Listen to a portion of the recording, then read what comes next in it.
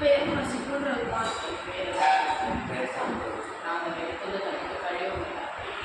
கழிவு மேலாண்மை. இன்றைய உலகில் சுற்றுச்சூழல் பாதுகாப்பு மிக முக்கிய பிரச்சனையாக மாறியுள்ளது. அதில் முக்கியமானது கழிவு மேலாண்மையாகும்.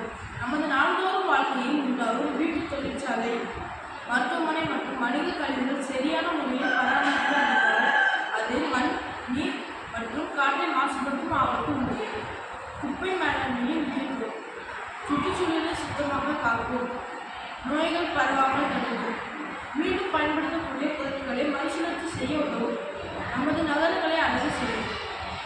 குப்பை மேலாண்மையின் முறைகள்.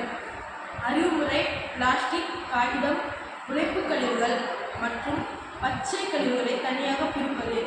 மறுசுழற்சி: பிளாஸ்டிக், காகிதம் மற்றும் உலோகப் பொருட்களை மறுபயன்பாடு செய்யும் முறை. உரமாக்கல்: உணவு பிழைகள் மற்றும் பச்சை கழிவுகளை உரமாக மாற்றி நிலத்தில் சேர்த்தல். கழிவுகள் பிரித்தல்: வீட்டு நிலையிலேயே பச்சை மற்றும் நீல குடங்களாக பிரித்தல். மறுசுழற்சி: பிளாஸ்டிக், காகிதம், இரும்பு போன்றவற்றை மறுபயன்பாட்டிற்கு திருப்புதல். காம்போஸ்ட் தயாரித்தல்: சிதைபடும் கழிவுகளிலிருந்து இயற்கை உரம் தயாரித்தல். கழிவுகளை எரித்தல் அல்லது மண் புதைத்தல். ஆபத்தான கழிவுகளை பாதுகாப்பாக எரித்து அல்லது புதைத்து அகற்றுதல் வேண்டும். வகைகள்: உரம் தயாரித்தல், எரித்தல், மறுசுழற்சி, குறைத்தல், நிலப்பரப்பு, மீட்பு. கழிவு வகையின் மேலாண்மை. நகராட்சி இடக்கழிவு, அபாயகரமான கழிவுகள், மின்னணு கழிவுகள்.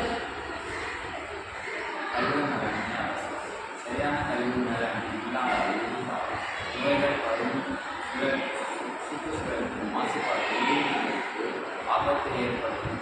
எனவே கழிவுகளை குறைப்பதும் மறுசுழற்சி செய்வதும் அவசியமாகிறது.